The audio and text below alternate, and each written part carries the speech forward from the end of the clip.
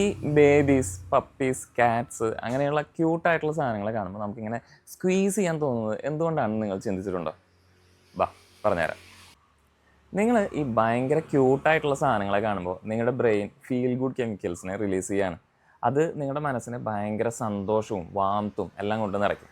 ഈ പോസിറ്റീവ് എനർജിയുടെ ആ ഒരു റഷ് ബാലൻസ് ചെയ്യാൻ നമ്മുടെ ബ്രെയിന് ഒരു കൗണ്ടർ റെസ്പോൺസ് ട്രിഗർ ചെയ്യുന്നു.